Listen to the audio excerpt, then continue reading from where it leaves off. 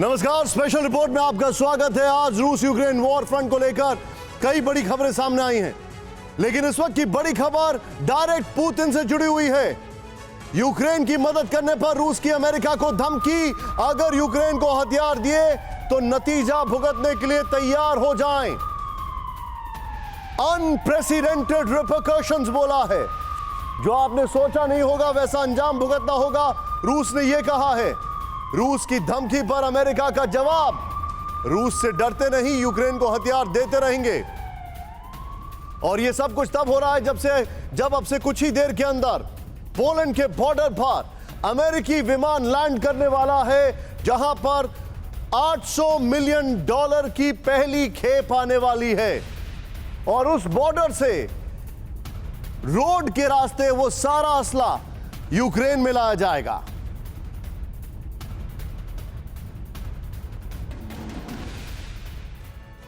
और आज आपको एक और बड़ी खबर बता देते हैं। 24 घंटे में दूसरी बार रूस ने दी वर्ल्ड वॉर की धमकी। इस वक्त की बड़ी खबर, रूस के सरकारी मीडिया ने वर्ल्ड वॉर की बात कही है। मॉस्को डूबने के बाद से ही वर्ल्ड वॉर शुरू हो चुका है, रूसी मीडिया ने कहा है। रूस और नेटो के बीच वर्ल्ड वॉर शुरू है, यह रूसी मीडिया ने कहा है, क्योंकि रूस को इस बात का शक है कि मॉस्को की इंटेलिजेंस डिटेल वेस्टर्न कंट्रीज ने यूक्रेन को दी और उसी आधार पर मॉस्को के लिए ट्रैप सेट किया गया।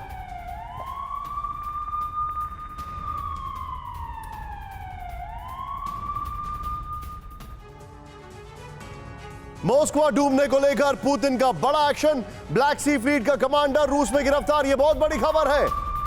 वाइस एडमिरल इगोर ओसिपोव को गिरफ्तार किया गया है। ब्लैक सी, आजोव और भूमध्य सागर में रूस के सबसे बड़े कमांडर हैं। मॉस्को को नहीं बचा पाने को लेकर कमांडर पर कार्रवाई की गई है। सोचिए, मॉस्को को एरियल डिफेंस के लिए सबसे जरूरी समझा जाता था। इस मॉस्को पर S-300 तक था, बावजूद इसका शिकार कर लिया गया।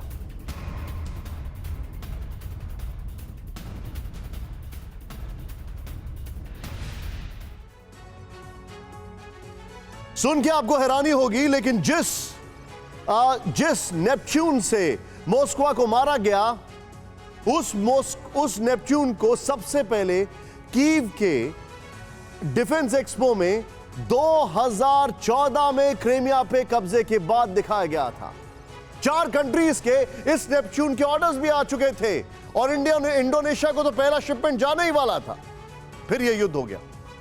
तो क्या पुतिन को वर्ल्ड वॉर शुरू करने का ट्रिगर पॉइंट मिल गया है?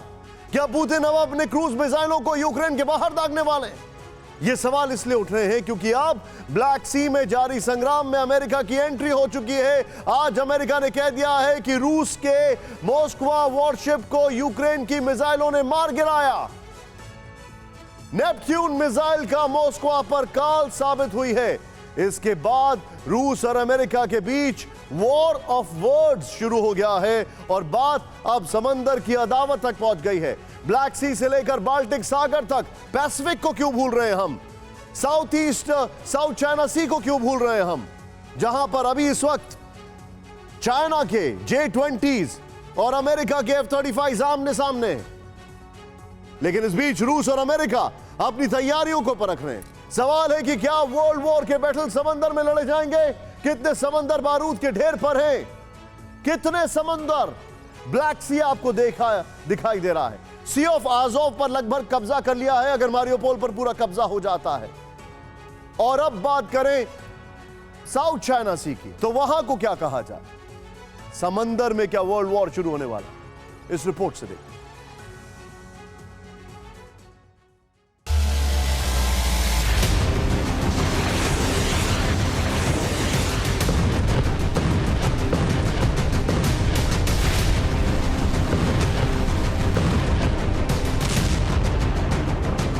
क्या समंदर में तीसरा विश्व युद्ध शुरू हो चुका है? क्या महासागर में ही विश्व विजेता का फैसला होगा? दुनिया के कौन कौन से समंदर युद्ध के लिए तैयार हैं? रूस यूक्रेन जंग के बीच ब्लू बैटलफील्ड में हालात कितने खतरनाक हैं?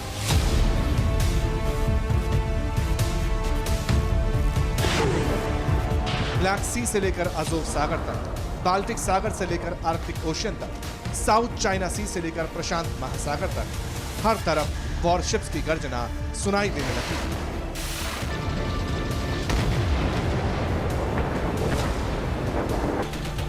अलग अलग देशों के नेवल फ्लीट एक्टिव हो चुके हैं। समंदर के सुरमाओं को अलर्ट और एक्टिव मोड पर रहने के ऑर्डर दिए जा चुके हैं। सबमरीन्स ने मोर्चा संभालना भी शुरू कर दिया। बड़े बड़े एयरक्राफ्ट कैरियर समुद्री सरहद की सुरक्षा के लिए सीना तान कर पानी में जम चुके हैं।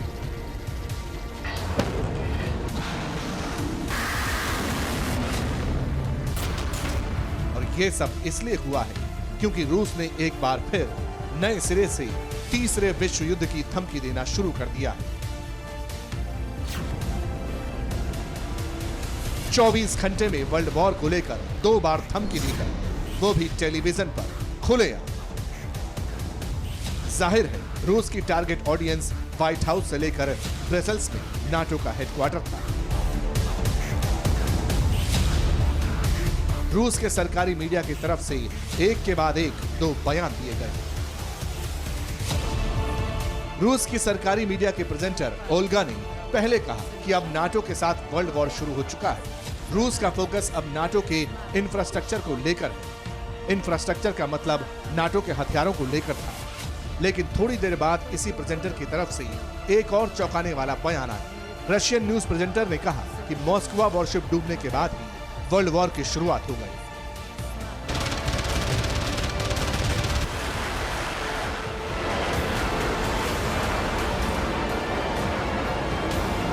इसका मतलब पुतिन ने तय कर लिया है कि अब अमेरिका से, नाटो से, पूरे यूरोप से आर पार की जंग की जाएगी। दुनिया की नजरें इस वक्त ब्लैक सी पर लगी हुई हैं, क्योंकि इस बात की आशंका सबसे ज्यादा है कि वर्ल्ड वॉर का पहला और भयानक फ्रंट ब्लैक सी में ही ओपन होगा।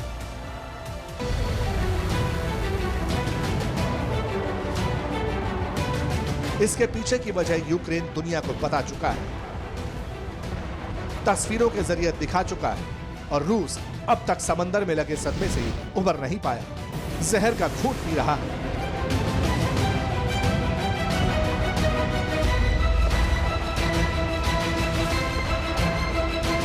मॉस्को के डूबने की यह तस्वीर पुतिन के सीने में शूल की तरह चुभ रही है। अब पूरा बैकग्राउंड नए सिरे से समझने की जरूरत है। दरअसल गुरुवार को ब्लैक सी में मॉस्को जहाज डूब गया था। ये रूस की ब्लैक सी फ्लीट का फ्लैगशिप वॉरशिप था। रूस का दावा है कि वॉरशिप में मौजूद एम्यूनिशन में आग लगी थी। आग लगने के बाद तूफान आया और वॉरशिप पानी में समा गई। लेकिन यूक्रेन का दावा है कि उसकी नेपच्यून मिसाइल ने रूस का जहाज बर्बाद कर दिया। यूक्रेन के मुताबिक 2 मिसाइलों ने रूस के मॉस्को की जल समाधि तय कर दी।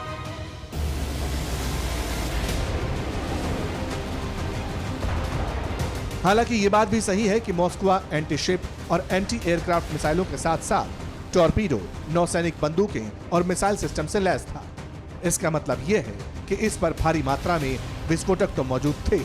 वैसे जो तस्वीरें दुनिया ने सोशल मीडिया के हवाले से देखी, TV9 भारतवर्ष ने उन्हें अपने कैमरे में कैद किया है। जान जोखिम में डालकर हमारी संवाददाता ने उस जगह का रुख किया जहां पर मिसाइल अटैक का खौफ बना हुआ है।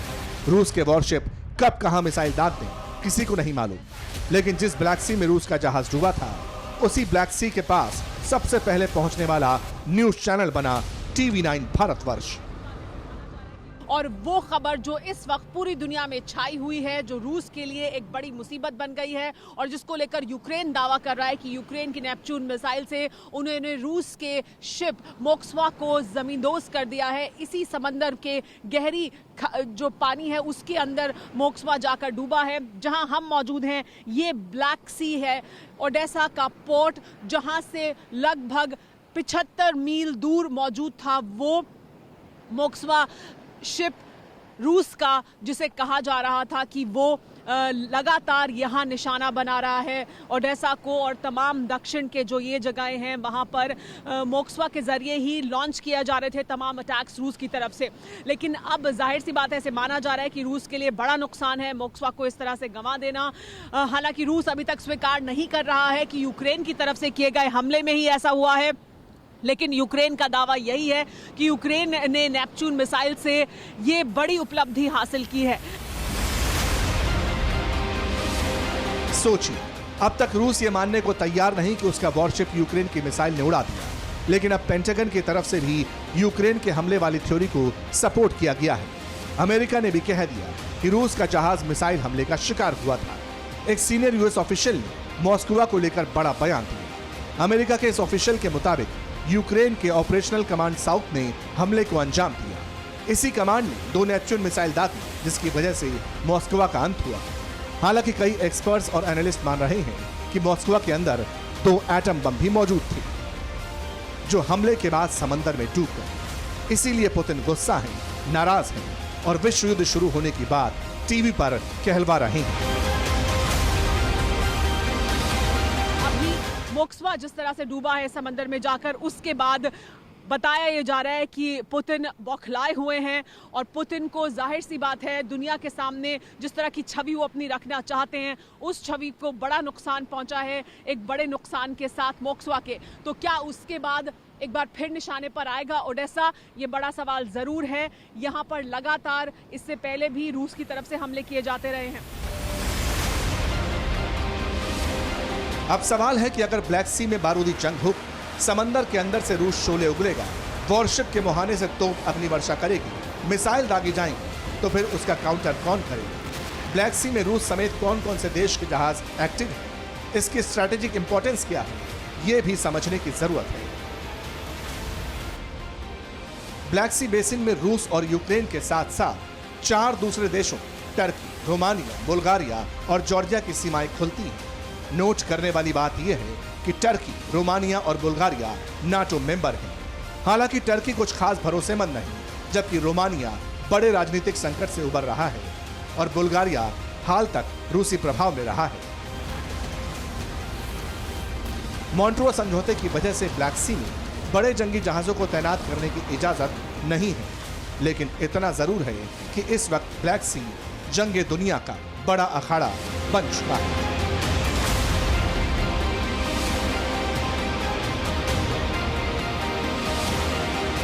TV9 भारतवर्ष के पास फॉरेन डिफेंस सूत्रों के हवाले से रूस के हर युद्धपोत की डिटेल जानकारी है, जिसे यूक्रेन की समुद्री सरहद में तैनात किया गया है। इसमें रूसी नौसेना का ब्लैक सी बेड़ा है, जिसमें 30 से अधिक युद्धपोत और पनडुब्बियां हैं। इसी ब्लैक सी फ्लीट के फ्लैगशिप मॉस्को युद्धपोत को यूक्रेन ने मिसाइल हमले में उड़ा दिया। इस बीच इनमें से 5 युद्धपोत ऐसे हैं जो ब्लैक सी में यूक्रेन की समुद्री सीमा के बिल्कुल करीब हैं।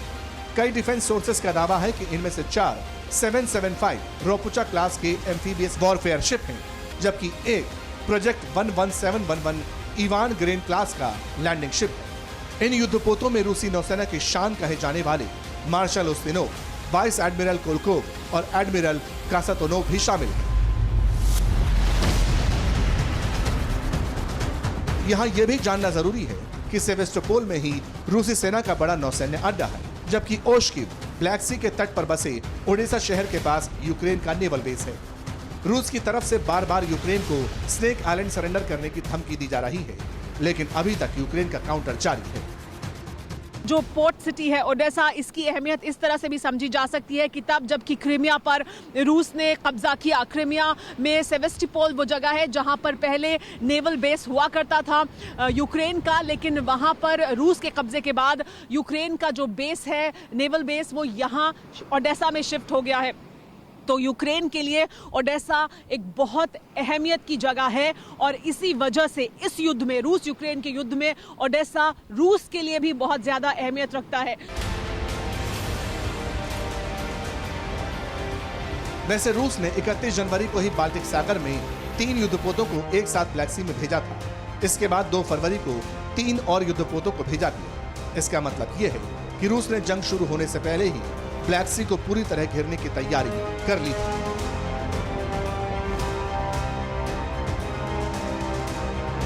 खबर तो यह भी है कि ब्लैक सी में रूसी वॉरशिप्स ने चारों तरफ माइंस बिछाई हुई हैं, ताकि कोई दूसरा वॉरशिप पुतिन के मिशन यूक्रेन को रोकने की, उससे टकराने की हिम्मत न कर सके।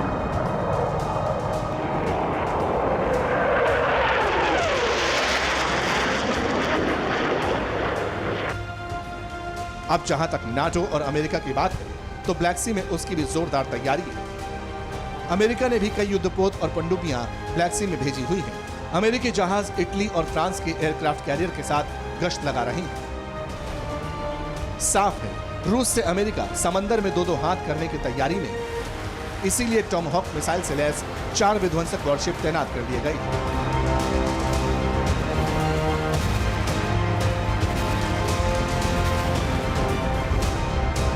अमेरिका के पूर्वी यूरोप में रूस के पास अर्लेबर्ग क्लास के गाइडेड मिसाइल डिस्ट्रॉयर हैं।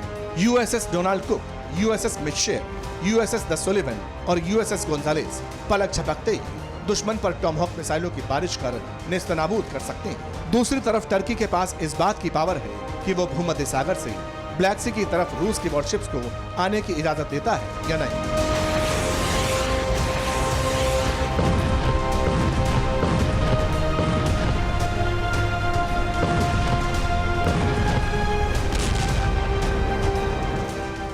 अभी तक टर्की न्यूट्रल देश की भूमिका में था, लेकिन अमेरिका के दबाव के बाद अब टर्की भी झुकने लगा है। इसीलिए उसने कुछ दिन पहले ही अंतर्राष्ट्रीय नियमों का हवाला देकर रूस के युद्धपोतों को ब्लैक सी में जाने से रोक दिया था।